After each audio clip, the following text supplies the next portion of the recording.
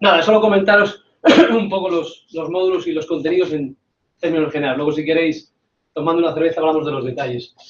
Se empieza un poco, bueno, que además lo ha explicado muy bien José Antonio, el ecosistema de Big Data y Data Science, donde Deep Learning no deja de ser unas nuevas tecnologías dentro de lo que es Data Science y dentro de las infraestructuras de Big Data. Lo que pasa es que, como decía José Antonio, pone más presión en las capacidades computacionales, etcétera, etcétera. Pero forma parte del ecosistema completo de Big Data y Data Science.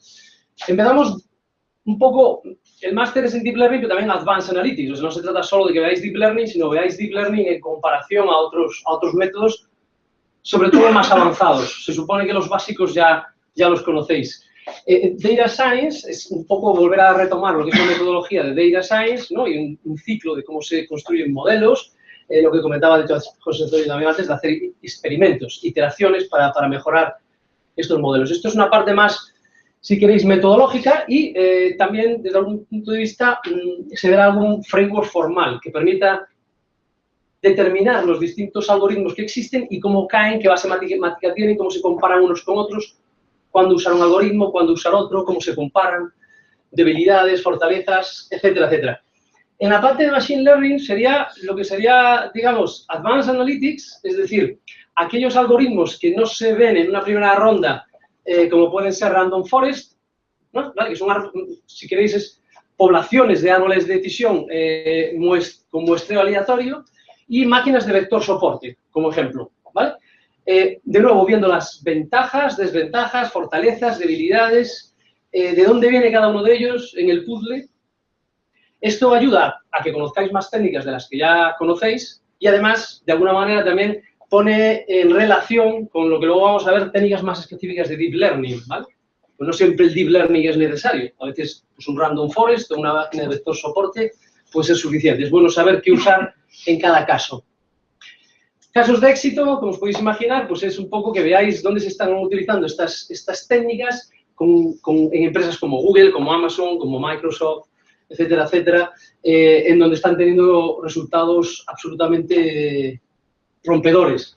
En reconocimiento de voz ya solo se usa Deep Learning, en reconocimiento de imágenes, y todos los benchmarks que existen hasta ahora se han roto y se han pulverizado con estos algoritmos. Muchos de ellos ya están en sistemas que utilizáis vosotros y no os dais cuenta, como comentaba José Antonio. En los móviles, etcétera, etcétera. Y lo iréis viendo con el tiempo. En técnicas de Deep Learning entramos ya más específicamente en algoritmos concretos de Deep Learning, viendo un poco también cuál es la historia del Deep Learning, ¿no? De hecho, se empieza con las redes neuronales feed-forward, que se llama, que la información va solo en la dirección de entrada a salida, y cómo esas redes neuronales que ya existían antes de toda esta explosión, digamos, cómo se convierten en deep. ¿Y eso qué significa? Y para que funcionen siendo tan, digamos, profundas, ¿qué algoritmos se han desarrollado? Luego algoritmos muy concretos, como son las redes no lo sé decir en inglés, en español, convolutional, ¿vale? Que están usándose muchísimo en reconocimiento de imágenes y vídeos, ¿vale? Casi todos los casos de éxito brutales que está viendo ahora, incluidos los coches que se conducen automáticamente, utilizan convolutional networks, y ahí veremos. Además, convolutional networks tienen un paralelismo brutal con el cerebro, cómo funcionamos nosotros, nuestro córtex visual, ¿vale? Es un caso muy interesante de cómo, aprendiendo de la neurociencia, de cómo funciona el cerebro, hemos construido máquinas muchísimo más potentes. Es un caso precioso en ese sentido. Autocodificadores, ¿vale? No voy a entrar ahora mismo. Y redes bayesianas profundas. Las redes bayesianas también se llevan usando desde hace mucho tiempo como algoritmos de toma de decisión en problemas desde la medicina para, por ejemplo, diagnosticar enfermedades, hasta incluso en temas legales, ¿vale? Y ahora hay un nuevo campo que permite construir redes mucho más complejas que resuelven problemas mucho más complejos con muchísimo más acierto y en menos tiempo, ¿vale? Cuando antes todas esas redes, aunque se usaban, eran un poquito de juguete, si me preguntáis a mí. Las redes recurrentes significa que la salida de la red vuelve a ser la entrada, ¿vale? Es como un proceso recurrente. Se utilizan muchísimo en reconocimiento de habla, ¿vale? De nuevo, ahora mismo los algoritmos de reconocimiento de habla e incluso traducción de un lenguaje a otro, todos los más exitosos se basan en recurrent neural networks. Vale, aquí, por lo tanto, bueno, pues como veis, son 30 horas, es uno de los módulos más, junto con el de taller, donde hay más horas, porque obviamente es uno de los puntos centrales de este máster. Talleres con las herramientas de Deep Learning, bueno, hoy ya José Antonio se ha introducido a muchas de ellas, TensorFlow, H2O, Theano, las Microsoft, vale, aquí se trata de que conozcáis todas estas y además vais a utilizar distintas herramientas utilizando cada uno de estos algoritmos, ¿vale? Para que además estas herramientas y estos algoritmos los pongáis en práctica y veáis cómo hago un Convolutional Neural Network, pues con Microsoft o con TensorFlow, y ahí podéis tener un ejemplo práctico y además, bueno, pues el que sea más avanzado incluso puede hacer el mismo algoritmo en distintas y comparar cuál funciona mejor. Arquitectura Big Data, bueno, pues un poco retomar lo que decíamos.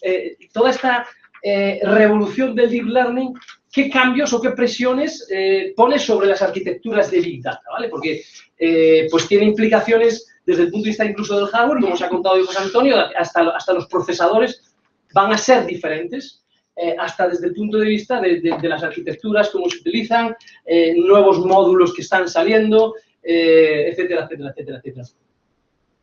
Y bueno, para terminar, como en cualquier área, pues ver cuáles las tendencias y el futuro, ¿no? Y aquí, bueno, hay algunos ejemplos y se hablará también de empresas que están siendo absolutamente rompedoras y os invito a que lo busquéis en Internet. Una empresa que se llama DeepMind, ¿vale? Que fue comprada por Google por 400 millones de dólares y eran solo 14 personas. Y cómo ha hecho y está haciendo ya cosas increíbles. Se está utilizando ya en el coche automático de Google. Y ha batido ya al campeón mundial de Go. Go es un juego muchísimo más complejo que el ajedrez, ¿vale?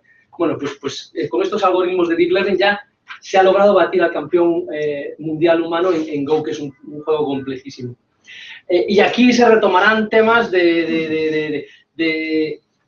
hablabas, José Antonio, antes de la computación cuántica. Bueno, pues hay gente ya que empieza precisamente a mezclar las dos cosas. El Deep Learning, que es un problema matemáticamente un problema complejo desde el punto de vista de que hay que manejar muchas matrices, ¿vale? Que es un poco lo que dibujaba antes José Antonio, pero eso matemáticamente son matrices, y cómo esos cómputos matriciales se pueden hacer con computación cuántica, y eso puede ser una revolución ya de órdenes de magnitud superior a lo que estamos viendo hoy en día. Hay un proyecto, a lo largo del máster se realiza un proyecto, la idea es que pongáis en práctica lo que vais aprendiendo en el máster con un ejemplo real y que idealmente tenga una utilidad práctica y real, ¿vale? No sé si quieres decir tú comentar algo, José Antonio. Básicamente, hacer hincapié en lo de la utilidad práctica. En este caso, lo que buscamos en estos proyectos, no está tan claro el tema de datos, pero desde lo que puede ser análisis de sentimiento, como había visto en Twitter, desde lo que podría ser darle esa aplicación a algo real, algo que busquéis un problema que solucionar en ese proyecto.